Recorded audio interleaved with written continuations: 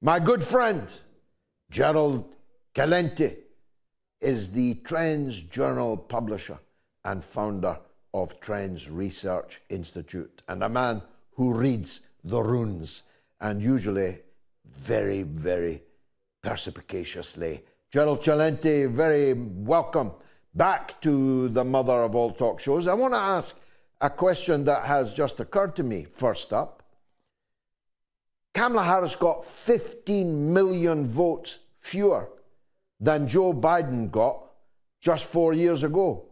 Where did these 15 million votes go? Or is it the case that they never existed in the first place? Call me suspicious, but I have always believed that the 2020 election was rigged. It's not of any significance now, but it is a historical curiosity, is it not? I believe it was rigged too. I want to make this clear. I'm a political atheist. We look at things the way they are, not the way we want them to be. And by the way, I called it wrong. I thought Harris was going to win. But before I go into that, I definitely think I know it was rigged. I was on a show on election eve in 2020, and they had all the charts coming in, and Trump was leading all over. Then all of a sudden, like 120,000 mail-in ballots come in, like in Wisconsin or Michigan, and Biden got all of them and Trump didn't get any. I said, what are you kidding? 120, you didn't get any? So I definitely think it was rigged. This election, I thought Harris would win. And I'm sorry, go on. Yeah, go on. No, you go on. I thought Harris would win because of the midterm elections, that Biden was way down in the polls. The economy, inflation was skyrocketing. But they did lousy, the Republicans, in the midterm elections because of one issue, abortion. And I believe that Harris, and you see all the ads that were coming out, it was pro-abortion. Again, not what you want, what you wish, what you like, but I'm just saying what it was. And then you look at the data, and 67% of Americans are pro-abortion. So I thought she was going to get a lot of the women vote, a vast majority. She was going to get the black vote and the Latino vote. The black vote went down, and the Latino vote, more of them guys went for Trump. So the bottom line is, I was listening to you and you really nailed it. The people are tired of this woke mentality. They're tired of being told what to do. And very important, who's running it?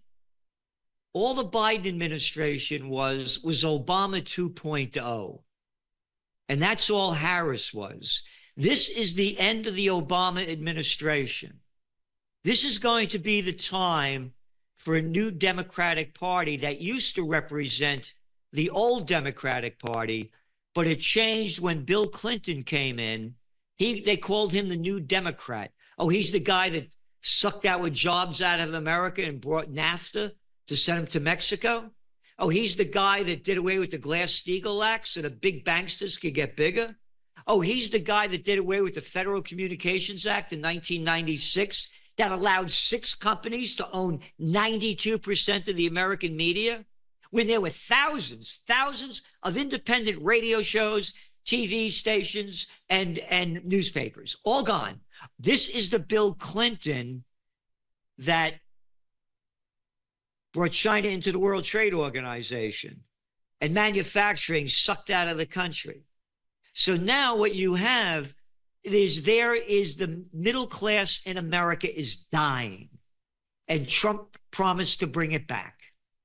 And he is representing a revolution of thought in America. So this is a big one. And again, I thought she'd win. And this is important too.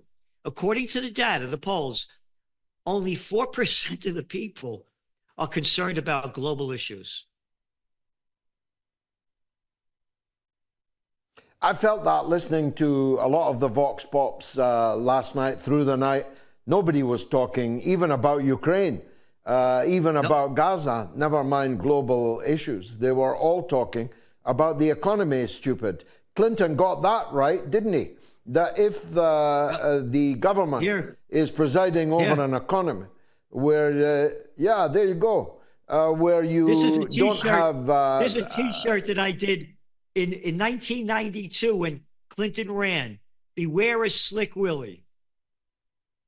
1992. Yes, Slick Willie, he turned out to be indeed. Now, Gerald, the question is now, will Trump deliver? Will, for example, RFK Jr. be allowed to make America healthy again, which will come at the cost of the vast profits of Big Pharma? Will he reopen the JFK, RFK assassination files?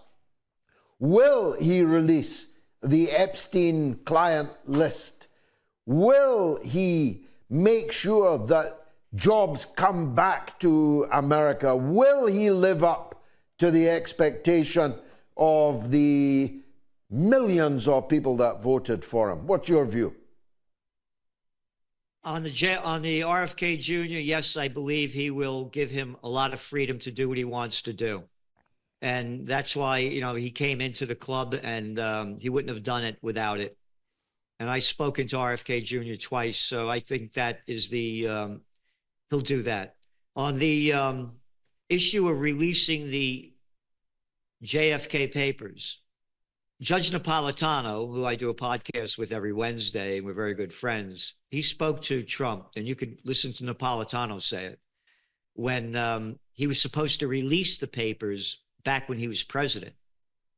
And he said to Judge Napolitano, when Napolitano said, how come you didn't release the papers? You said you were going to do it. This isn't exactly what he said, but words to the effect. He said, Judge, if I released what I've seen, it would be a catastrophe, or words to that effect. But now that RFK Jr. is there, he may release them. On the Epstein files, no, because there's also talk about Trump. That was one of his good friends. So you don't know what's going on with that either. So I don't think on the Epstein they're going to release it.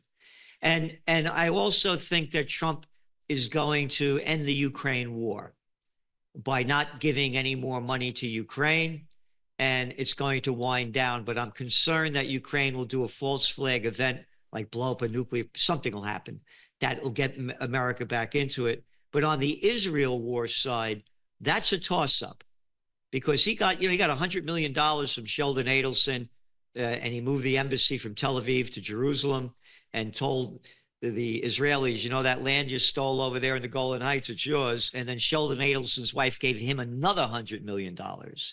So I don't know what his position is going to be with the genocidal war going on in front of everybody's eyes. And again, that most Americans care less about. Well, let's break them down, Gerald, because most Americans couldn't care less about them, but the rest of the world cares a very great deal, and I know that you do, and you know that I do. If it's the Trump that closed his campaign in Michigan, running on peace in Gaza, peace in Lebanon, warning that this war better be over by the time he comes to power on January 20th, if it's that Donald Trump, and bear in mind, he doesn't have to run again, Gerald. Bear in mind also that 70% of American Jewish voters voted for Kamala Harris. I mean, there's an extraordinary extent to which the Republican Party chases endlessly after votes that are never coming their way. Could there be an unexpected turn in Trump's attitude to the genocide and to the invasion of Lebanon?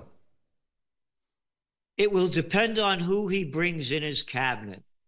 If he brings in guys like Pompeo and that Cotton guy, that jerk, is a senator, if he brings those neocons in, it'll only make a bad situation worse. If he brings in somebody like Colonel Douglas McGregor, yeah, then it'll go in the right lane of peace.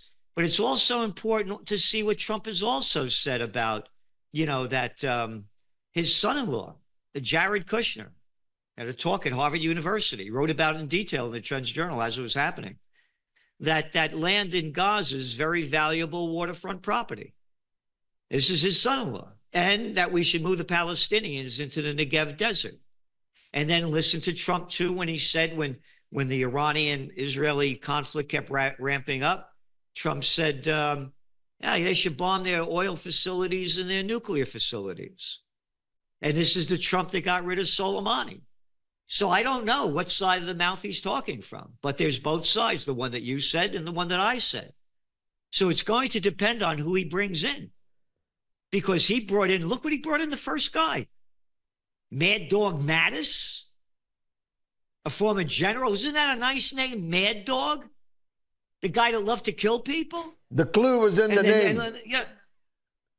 What's that? The clue was in the name. Yeah. So again, it's going to depend who he brings in.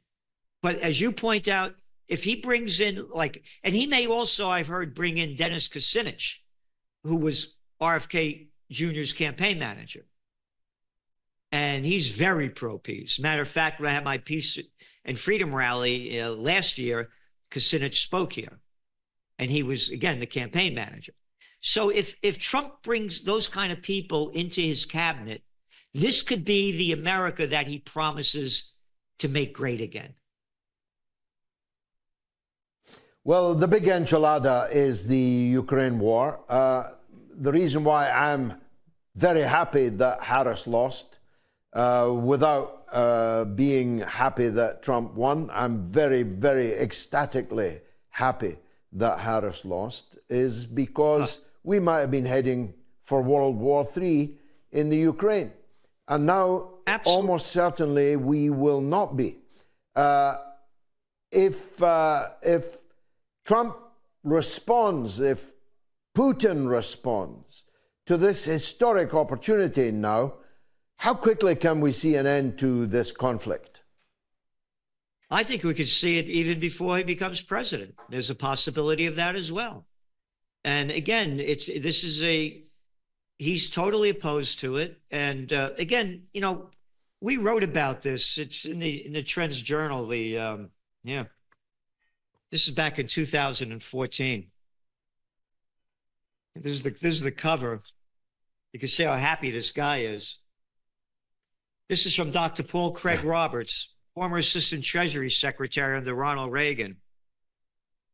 Washington is driving the world to the final war. Remember, this is 2014. Ukraine presented the perfect opportunity for Washington to advance on and on and on. It was the Obama administration that overthrew the democratically elected government of Viktor Yanukovych in Ukraine. People forget about this. They have no idea about it. I don't think Trump had very good relations with Putin. And I really believe that Trump is going to end the Ukraine war. And it's going to end very simply by not giving him any more money for weapons or any weapons. And you're seeing what's going on. You mentioned that little clown boy over there and the clown girl, Baerbock and Schultz. Germany's like one of the only countries that are giving him any money anymore. And they also gave him, another $50 billion of stolen money from Russia they took to give to Ukraine. That game is over. So I think this is the beginning of the end of the Ukraine war. However, what I'm saying is watch out for a major false flag event that will suck the people back into believing we have to be in that war. They're going to do something. That guy's not going to go down that Zelensky easily. They're going to do everything they can to keep this thing going. Well, Zelensky might well be on the lookout for beachfront property. He might be out by Christmas. The war might be over by Christmas. In which case, these European leaders, that some of whom you mentioned there, who have beggared their own people, who have destroyed their own economies in pursuit of genocide Joe Biden and Holocaust Harris's war policies, are going to be left, as we say here, up the creek without a paddle, because they can't fight Russia without America. And if America no longer wants to fight Russia, the Europeans can't fight them either. They are in deep doo-doo now, Gerald. Oh, I agree. I totally agree. And again, Trump is not pro-NATO either. You know, and again, neither were our founding fathers. Now, of course, not NATO, but George Washington's farewell address. You know, this is a real man that fought, not like these little boys that couldn't fight their way out of a paper bag that loved war. He tells America, don't love a nation or hate a nation. If you do, you become a slave to them. You should not be involved in these wars that have been going on for centuries. It's none of our business. And I think Trump has that belief as well. Again, my only concern with Trump on the war front is the Israel war, because you just saw what happened yesterday with Netanyahu firing Gallant. And Netanyahu's going to do everything he can to stay in power. And the way he stays in power, when all else fails, they take you to war. And that's my concern. A military coup in Tel Aviv is what we need, Gerald. Thank you very much indeed. Gerald Celente, the sage of the Trends Journal, founder of the Trends Research Institute. Thanks for joining us.